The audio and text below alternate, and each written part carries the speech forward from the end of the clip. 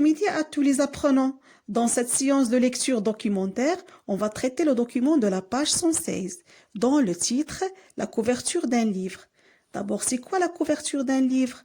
La couverture d'un livre donne des informations sur le contenu de celui-ci. Il y a la première de couverture et la quatrième de couverture. Par exemple, prenez la première couverture de votre manuel. C'est la carte d'identité du livre. Quelles informations comporte-t-elle? Oui, vous remarquez le titre, français CM2, la collection, Coquelicot, l'édition, Hachette et l'illustration. Votre manuel, c'est-à-dire l'arrière du livre, c'est la quatrième de couverture. Qu'est-ce qu'il contient?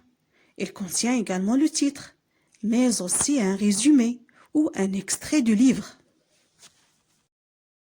Ouvrez maintenant votre manuel à la page 116. Qu'est-ce que vous voyez sur ce document? Oui, vous allez me dire la couverture d'un livre. Mais à gauche, c'est exactement la première couverture du livre. Qu'est-ce qu'il contient comme information? L'illustration, une voiture qui allume ses phares, le titre, Daddy Rod Keller, et le nom de l'auteur, Florence Aubry. Juste à côté, la quatrième de couverture. Qu'est-ce que vous observez également? Le titre et un texte qui peut être un résumé ou un extrait d'une page du livre et la photo d'une personne. Alors suivez le texte. Baptiste savait que ça arriverait. À force de rouler comme un dingue, son père finirait bien par tuer quelqu'un. Les pneus crissent, Baptiste a 14 ans, assis à l'arrière de la voiture.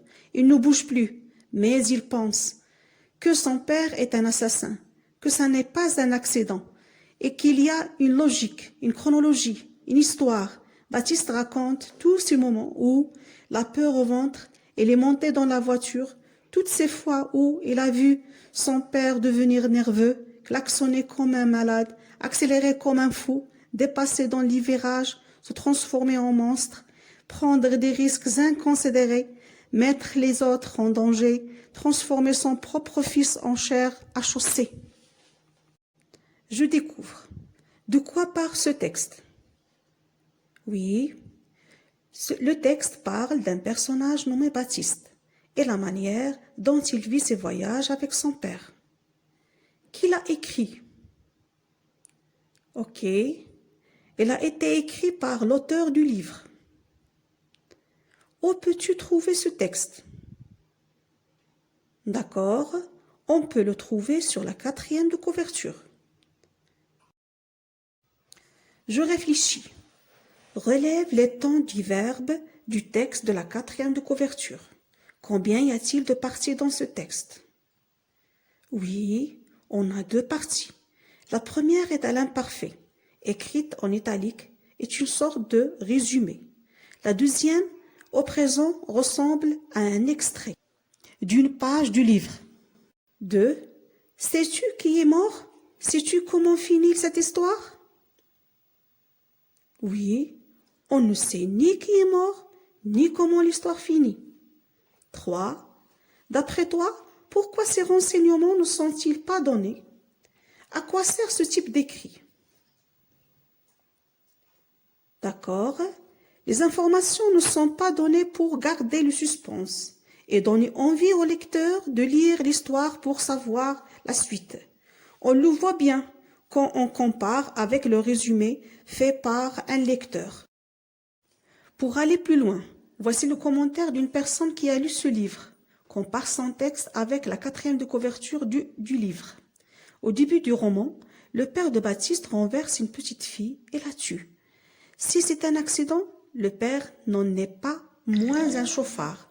De ceux qui ne supportent pas d'être doublés, qui accélèrent plus que de raison et même qui n'hésitent pas à frapper les autres conducteurs, ce qui horripile le fils et il y a de quoi. Ce père n'a aucun scrupule que pour transformer son fils en chair à chausser. Pour fuir cela, le seul moyen qu'a trouvé Baptiste est de se confier à son journal intime en écrivant les moments où son père, qu'il surnomme Satan, dérape sur la route. Donc, vous voyez, en comparant ce résumé lu par ou bien produit par un lecteur et la quatrième de couverture du livre donne plus de détails.